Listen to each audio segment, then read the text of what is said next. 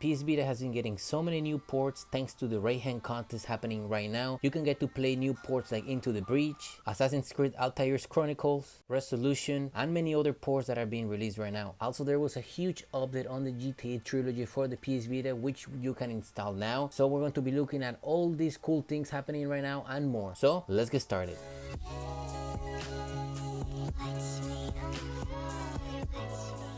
Now before we begin, don't forget to drop a like, subscribe to my channel, it really helps me grow so I can keep on bringing this cool PS Vita stuff like mod sports and all that PS Vita stuff related. Here in the official ReiHen PS Vita Homebrew contest page on itch.io, I was hoping to showcase this directly on the PS Vita, but as you can see a lot of these pictures are not loading, so we're going to be switching up real quick on my phone to go over this. Here in the ReiHen PS Vita Homebrew contest that is hosted by Zealous Chuck, and he also made a video about this already, you're going to see a bunch of different entries for the submissions feed. So you're going to have a bunch of game ports right here, and you're going to have like a few tools that can help you make your PS Vita better depending whether you need them or not. So we're gonna go over some of these ones. So for example, the first one right here we have is Aperture Reconstructed, which is basically a port of Portal by Mr. Kane. Now Mr. Kane in the past created basically a reconstruction of the game Super Hot, which is pretty cool because it was kind of like a slow-mo type of game that was released for the previous contest. Now for this he released a version of Portal. It is a reconstruction, so I'm not sure if this is fully a port or he kind of did this on his own by using the Portal assets. I am not quite sure, but you do need the Portal assets, so make sure to read over this game description because you're going to need the game files. Now there's another game here called Gardener, which is also a port. Here in the game page you can see how this game is. Look, this is my first time seeing this game, but the art looks kind of cool, though those show that there are a few things that was removed to make sure that it works on the PS Vita. Like there were a few things that are not working, like some graphical features were removed due to the hardware constraints. The game settings and achievements are removed as well, so I don't know if this is going to end up being updated or not, but might be worth giving it a try. It looks fairly interesting. There's also a horror game that was released here called Slendrina the Cellar. Now this game, there's already a game on VitaDB called Slendrina, but this is actually the port of the PC version of the game, so this is technically a new port, which is kind of cool because the PS Vita can always use more horror games. And of course we have a lot of ports by Renegade Tamante, which he's basically the guy porting most of the games onto the PS Vita. You have this game here called Mad Bullets, Valiant Hearts, Into the Breach, Assassin's Creed, Pavel Rising 3D, and as well as Nyan Cat. So for these ones you can feel free to check out a lot of these ones. I'm going to open Into the Breach because this one was the original game that was showcasing the beginning of this video, and this game is actually a port of the Netflix game. It's pretty interesting, pretty cool game, so a lot of people really like this game, so it's really cool to see this game on the Vita. Now another one was really cool was Assassin's Creed Altair Chronicles, because this is one of the OG Assassin's Creed games, especially because it came out like one of the older mobile games when they were starting to become a thing. It's made by Gameloft, which at the time Gameloft was king of video games for mobile. Now another cool game that I really seen on here is Resolution. This is a port of another PC game. This is really cool. This is really interesting. Kind of gives me like a little bit of a vibe of like Hyper Light Drifter in a sense. I have run this game a little bit on my PS Vita. I'm not sure how about the performance and if there are any graphical glitches, but so far ran pretty good, and honestly it's pretty cool. Definitely you guys should give it a try. If there are any other games on here that you want to give them a try, make sure to download them. There's a few tools right here that you can see. Vita PDF, which basically is a file browser to view different documents on your PS Vita, and there's also another one which is a QR code scanner that if you want to scan QR codes on your PS Vita, it will use the camera to do that. There's still a month and 29 days at the time of this video for the ReiHen contest, so I'm expecting to see a lot more ports and other tools submitted on here, so I'm really looking forward to other games that are going to be showcased here because the PS Vita can always use new games. And now we're gonna jump onto the GTA Trilogy Revisited Edition by the PG team. Now this is a huge improvement from the previous versions. All of the GTA games on the PS Vita have been added here. They all have like a different change logs. Here's a shirt change log, which GTA 3 has restore cut content, so the bug fixing, and I also added the original atmosphere of the game. For GTA Vice City, for the 10th anniversary edition, I also added restore cut content, fixed mission breaking bugs, added controller vibration support, which I mean technically the PS Vita doesn't have that, but it's cool that they added that here. I guess maybe if you're using an external controller you might actually feel the rumble on that. Also preserve the visual and audio authenticity of the original game. For San Andreas there's a lot more other improvements as well. They added co-op, added the hot coffee mini game, the ambulances and fire trucks are now respond to incidents again, and many other different issues that were fixed. There's also share improvements, which now the revisited edition of the game is launched by just a single bubble. So you open that bubble and it's basically a launcher in there. You get to choose what game you want to play, unlike in the past that you had to have a bubble for each of the games. I am not sure though if I like this. I kind of like having my own bubble for each individual game, but I'm gonna give this a try and we'll see. The UI and controls have been fully adapted for the PS Vita. They updated and fixed the HUD and UI elements. There's also added some visual graphics on this, added gameplay logic, better NPC spawn logic. There's so many different things have been updated, and if you click on any of this, so for example I'm going to click on San Andreas, you're going to see the change look specifically for San Andreas, different screenshots of the game and whatnot. So make sure to go over this, check out all of them, and if you want to play these games in the best version possible on the PS Vita, check them out. There's actually also a new update that was released for San Andreas and for Vice City, so make sure you check those two, because for Vice City there was some files restoring the sound, and for San Andreas there was a new patch. I don't know exactly what it was fixing, but there's a new patch for that, just so you guys are aware of this. And that basically concludes this video with all the information regarding the PS Vita port and the ReiHen contest. I hope that you guys are looking forward more to the ReiHen contest and see what developers release on the PS Vita. That is all for this video. Thank you guys for watching. Don't forget to drop a like, subscribe to my channel, and I will see you guys next time.